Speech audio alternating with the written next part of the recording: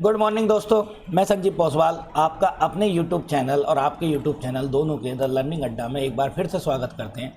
10 question की series चल रही है। सभी प्रकार के एग्जाम के लिए बहुत ही लाभकारी सीरीज है और ये डेली डोज के नाम से हम इस सीरीज को चला रहे हैं। आज 25 सितंबर का करंट अफेयर्स पढ़ेंगे। मात्र 10 क्वेश्चन पढ़ते हैं। कोशिश करते हैं कम से कम समय में 15 मिनट, 20 मिनट, 25 मिनट में हम इसको समाप्त करने की कोशिश करते हैं। जितना कंटेंट है उसमें समय ना वेस्ट करके पढ़ाने की कोशिश करते हैं। रीज़न ये है कि भाई अगर 10 क्वेश्चन की क्लास आप 1 घंटे की क्लास लेंगे तो हेक्टिक बहुत हो जाता है, क्योंकि आपको बहुत सारी क्लासेस और पढ़नी होती हैं। चलिए हम शुरू करते हैं अपने क्वेश्चन से। क्वेश्चन से पहले आएगी मोटिवेशन थीम। निंदा से घबराकर अपने लक्ष्य को ना छोड़ें। ठीक है, निंदा से घबराकर अपने लक्ष्य को ना छोड़ें। लक्ष्य मिलते ही निंदा करने वालों की राय बदल जाती है। पहले क्या कहते हैं लोग, लड़का बड़ा बेकार है साहब, ये कुछ कर आकर दे नहीं रहा, माँ बाप के पैसे खराब कर रहा है, चला गया इतनी दूर और वहाँ भी कुछ रिजल्ट निकला नहीं इसका, और लोग आपको बहुत ही निंदा करेंगे। लेकिन जैसे ही आपका सिलेक्शन होगा, जैसे ही आप जो है क्वालिफाई करते हो, तो उसके बाद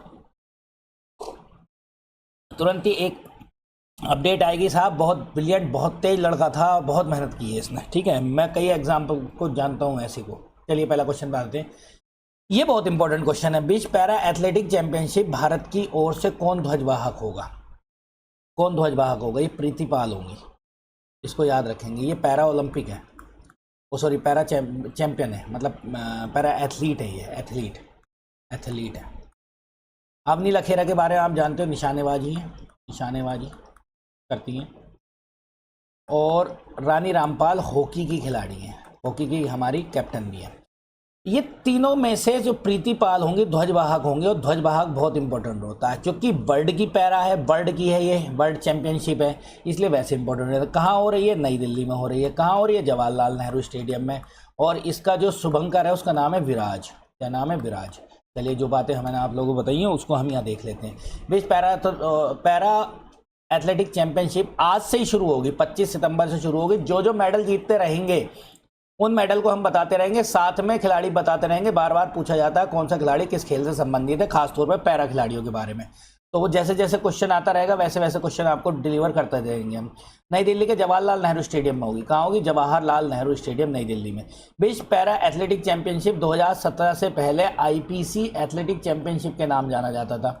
ठीक, आईपीसी एथलेटिक, फिर बाद में इसको क्या कर दिया गया? पैरा एथलेटिक चैंपियनशिप कर दी गई। कितनी है ये? 2 वार्षिक है, 2 साल में एक बार होती है। इसमें शारीरिक रूप से विकलांग और आयोजित एथलेटिक स्पर्धा है। जो शारीरिक रूप से विकलांग लोग हैं उनके लिए है। बहुत टैलेंटेड होते हैं लोग, ऐसा नहीं है। सबसे पहली ये जो विश्व चैंपियनशिप हुई थी, कहाँ हुई थी? बर्लिन, जर्मनी में हुई थी। ठीक है, फिर उसके बाद जो है 2025 में किसको मिली? भारत को। भारत ने जून 2025 में इसके शुभंकर का अनावरण किया, जिसका नाम है विराज। विराज एक छोटा युवा हाथी है जिसमें ब्लेड, उसके हाथ में ब्लेड कृत्रिम अंग है। ये हाथ नहीं है, पैर में है, गलत लिखा है, पैर में है। पैर में ब्लेड रनर के नाम से, मतलब ब्लेड रनर के रूप में दिखाया गया है। शक्तिवाद, आशावाद और लचीलावाद के लिए एक श्रद्धांजलि है, जबकि लोगों को समृद्ध से विरासत और पैरा एथलेटिक्स भावना से मेजबान शहर नई दिल्ली की जीवंतता को दर्शाता है। कुल मिला के विराज याद रखेंगे। विराज का फोटो दिखा देता हूँ मैं आपको, खुश हो जाना है इंग्लिश में। ये रे साहब विराज, विराज के ये ब्लेड लगा हुआ है। ठीक है, तो याद रखेंगे। आवर ऑफिशियल मस्कट विराज है। वर्ल्ड पैरा एथलेटिक चैंपियनशिप का।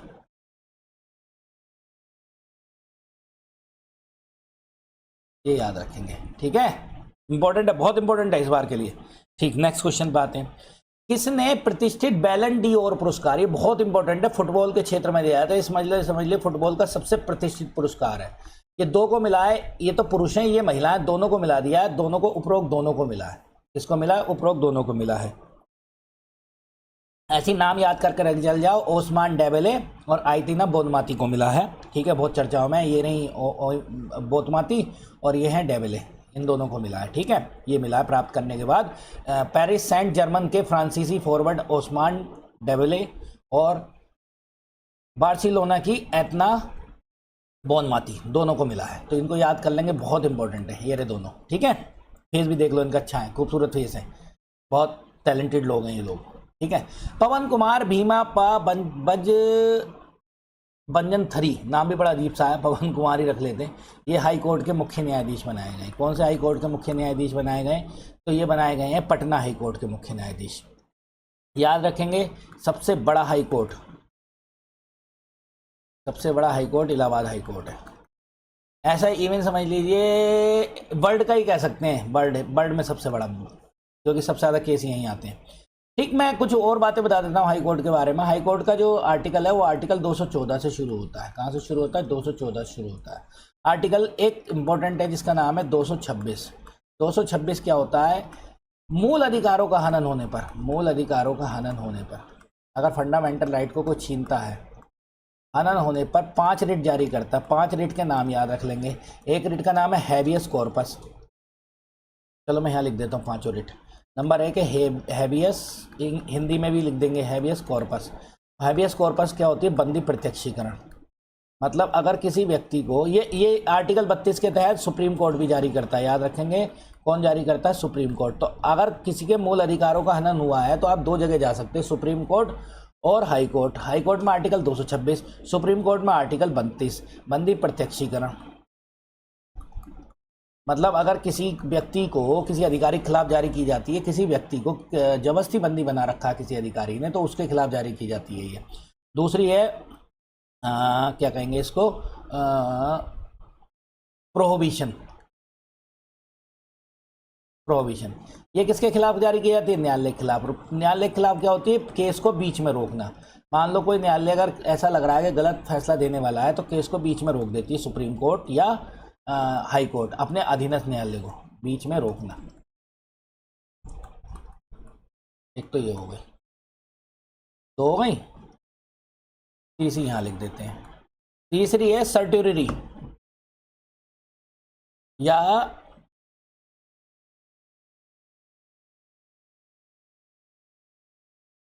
या इसको कहते हैं उत्प्रेषण। मतलब ये भी न्यायालय के खिलाफ जारी की जाती है, 2 न्यायालय के खिलाफ जारी की जाती है। इसमें क्या है? अगर कोई भी व्यक्ति, कोई भी न्यायालय किसी केस को अपने अंडर में लिया हुआ और उसके अधिकार क्षेत्र में नहीं है तो उसको ऊपर मंगा सकते हैं, सुप्रीम कोर्ट या हाई कोर्ट। किसी केस को अपने पास मंगा सकते हैं न्यायालय से, कह देंगे बोला हट जाओ। अभी संभल वाले केस में हुआ है, किसी केस को अपने पास मंगा सकते हैं। क्या हुआ था? मस्जिद का केस चल रहा था, जामा मस्जिद का यहाँ पर, और उस जामा मस्जिद के केस को संभल वाले को हाई कोर्ट ने अपने यहाँ मंगा लिया, डिस्ट्रिक्ट कोर्ट से मना कर दिया, अपने पास मंगा सकते हैं। ठीक है, बात आ रही समझ में? कितनी हो गई? 3 हो गई। अब चौथी यहाँ लिख देते हैं। चौथी है साहब मैंडेमस। इसको कहते हैं परमादेश हिंदी में। परमादेश मतलब परमादेश किसके खिलाफ जारी की जाएगी? अधिकारी के खिलाफ। कोई अधिकारी, यदि कोई अधिकारी अपने पद का दुरुपयोग कर रहा है या अपने अधिकार से क्षेत्र से बाहर जाकर काम कर रहा है तो परमादेश होता है अधिकारी को काम से रोकना। बोले बस यहीं खत्म कर दो। और तीसरी है, तीसरी सबसे इंपॉर्टेंट जो है चौथी, उसका नाम है पांचवी का नाम है क्यू वारंटो। क्यू वारंटो,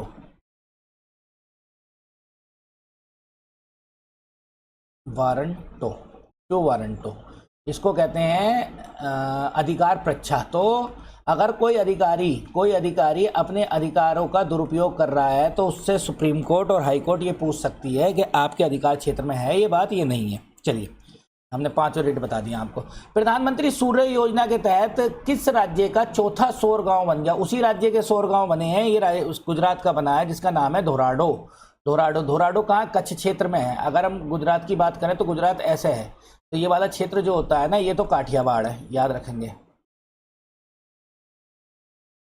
अच्छा, ये भी याद रखेंगे खंबात की खाड़ी है। और ये क्या है? कच्छ की खाड़ी है, कच्छ की खाड़ी, गल्फ ऑफ कच्छ। और कच्छ और इसमें दोनों में ये वाला क्षेत्र जो है कच्छ का, यही धोराडो है। कहाँ पर? कच्छ में। ठीक है, तो गुजरात के बारे में हम बात कर रहे थे। तो गुजरात में ये जो है क्या कहते हैं, धोराडो बना है। अब यहाँ देख लीजिए, धोराडो गांव जिसे UNWTO, चलो कमेंट सेक्शन में बताना UNWTO कब बना और इसका हेडक्वार्टर कहाँ है। WTO का मतलब यहाँ वर्ल्ड टूरिज्म ऑर्गेनाइजेशन है। ठीक है, आदि विश्व पर्यटन संगठन है। ठीक है, विश्व स्तर पर सर्वश्रेष्ठ पर्यटन गाँव की मान्यता भी पहले से प्राप्त है।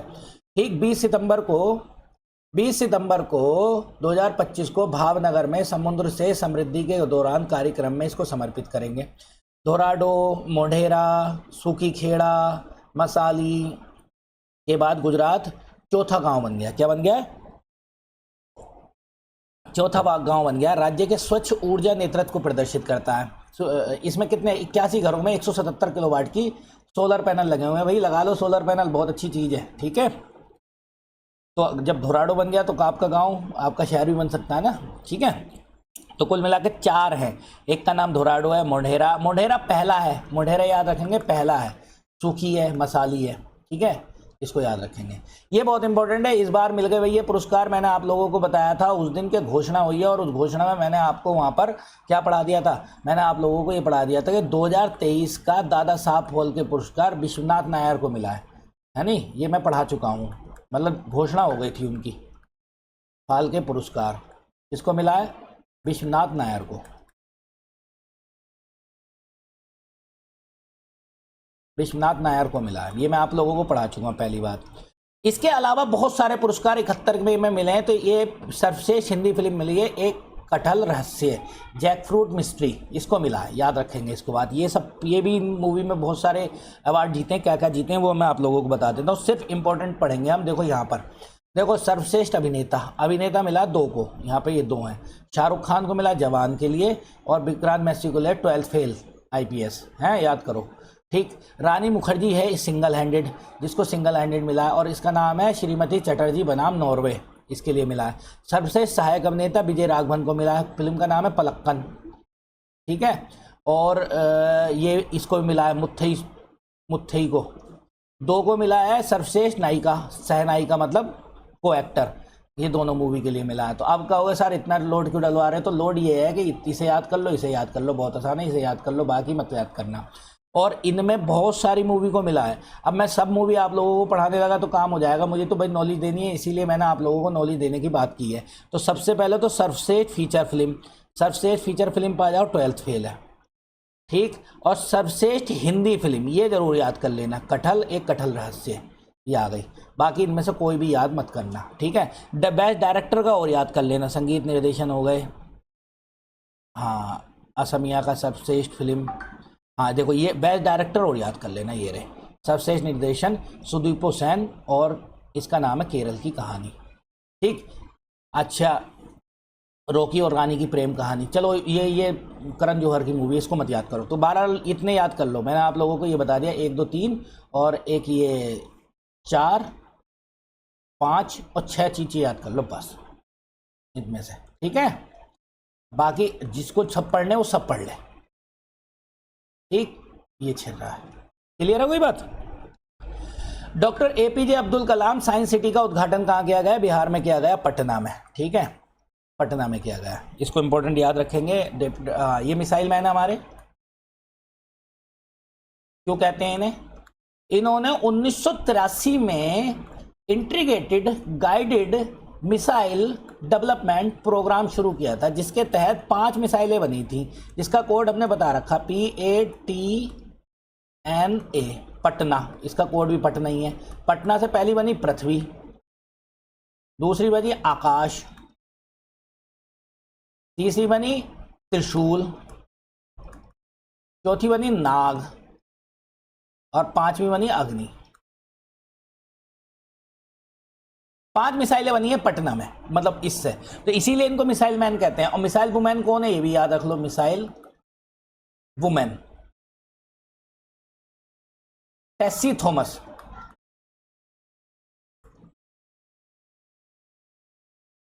ठीक है, भारतीय सेना का एकीकृत अग्निशोध अमोघ फ्यूरी किस राज्य में है? किस राज्य में किया गया? ये राजस्थान में किया गया। इसको कारण क्या है? एक दूसरे को पहचानना, मतलब एक दूसरे की क्षमताओं को पहचानना। किसके? भारतीय सेना की क्षमताओं को पहचानना, अलग अलग विंग्स की, इसीलिए किया गया है ये। ठीक है, याद रखेंगे, इंपॉर्टेंट है। हमारा डोमेस्टिक है, डोमेस्टिक वाला ये जो होते हैं बहुत इंपॉर्टेंट होते हैं। कल मैंने आप लोगों को पढ़ाए थे इंटरनेशनल वाले। चलिए आगे चलते हैं हम नेक्स्ट क्वेश्चन पे। नेक्स्ट क्वेश्चन, सिंगापुर में आयोजित 25वीं एशियाई क्षेत्रीय सम्मेलन के दौरान इंटरपोल, आज इंटरपोल आ गए, एशियाई समिति का सदस्य चुना गया। तो भारत को चुना गया, भारत के लिए गर्व की बात है ये। क्या हुआ इसमें मैं आप लोगों को बता देता हूँ। पहले तो हम बात करते हैं इंटरपोल के बारे में। इंटरपोल एक औपचारिक नाम है जिसका नाम है अंतर्राष्ट्रीय आपराधिक पुलिस संगठन, मतलब इंडिया का पुलिसमैन इसको कहते हैं, उसका सॉरी वर्ल्ड का पुलिसमैन कहते हैं। इसका काम क्या होता है? इसका काम होता है अपराधों से निपटने के लिए इंटरपोल ही बताता है इंटरनेशनल क्रिमिनल के बारे में। 1923 में स्थापित हुआ है। इसका हेडक्वार्टर जरूर याद कर लें, लियोन फ्रांस में है। कुल मिलाकर 196 देश इसमें जुड़े हुए हैं। इंटरपोल ने अपने सदस्यों में आतंकवाद, साइबर अपराध, संगठित अपराध, वित्तीय अपराध जैसे अपराधों को निपटने में जांच और सहायता दी गई है और आपराधिक डाटाबेस पहुंचाकर प्रशिक्षण प्रदान करता है और पूरे वर्ल्ड में 196 देशों की पुलिस से जुड़ा हुआ रहता है। तो इसलिए भारत के लिए गर्व की बात है नहीं, ठीक है। तो इंटरपोल को याद रखेंगे जरूर, 1923 याद रखेंगे, लियोन फ्रांस याद रखेंगे, कुछ याद रहे ना रहे, ठीक। यानी इसकी फुल फॉर्म ये है international criminal police organisation, Interpol, ठीक है। इंग्लिश में भी याद कर लेना, ठीक। कुछ लोग कहते हैं कि इंग्लिश में, हाँ इंग्लिश में आसान होता है याद करना। दुनिया की पहली, देखो दुनिया की पहली तो इंपॉर्टेंट हो जाती है। आज तक ऐसी कोई लीग नहीं बनी है। आईपीएल बन गया साहब, हैं, सब ने बना दिया, क्रिकेट की लीग बना दी, फुटबॉल की लीग बन चुकी हैं, सबकी लीग बन चुकी हैं। तो सोचो तीरंदाजी को कौन देख रहा है? तो तीरंदाजी के लिए भारत ने शुरू किया है, ये भारत का एक इनिशिएटिव है, बहुत इनिशिएटिव है, पहला है। इससे तीरंदाजी को बढ़ावा मिलेगा और तीरंदाजी के मामले में, एथलेटिक मामले में भारत बहुत आगे जाएगा। त्रिपुर सुंदरी मंदिर कहाँ है? ये त्रिपुरा में है। त्रिपुर सुंदरी मंदिर कहाँ पर है साहब? त्रिपुरा में है, ठीक। असम की कैपिटल ये आपको पता ही है, दिसपुर है। असम एकमात्र ऐसा राज्य है जिसकी सीमा सब राज्यों से लगती है, नॉर्थ ईस्ट की। इसकी सीमा नॉर्थ ईस्ट के सभी राज्यों से लगती है।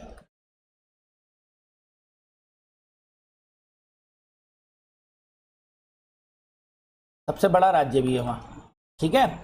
मणिपुर की राजधानी इम्फाल है।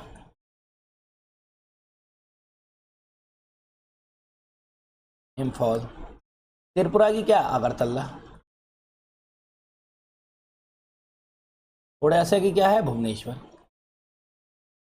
कौन सी नदी बहती है? माही नहीं, महानदी, महानदी। इसकी सहायक नदी है तेल, जोंक, ये याद रखेंगे। यहाँ असम में कौन सी नदी बहती है? ब्रह्मपुत्र। ब्रह्मपुत्र की यहाँ पे मानस सहायक नदी है, ठीक है। 10वां क्वेश्चन हो गया हमारा। Thank you for my channel, your channel, और प्लीज़ इसको लाइक सब्सक्राइब कीजिए और आगे तक बढ़ाइए। बहुत बहुत धन्यवाद आपका मेरे साथ जुड़े रहने के लिए। Thank you.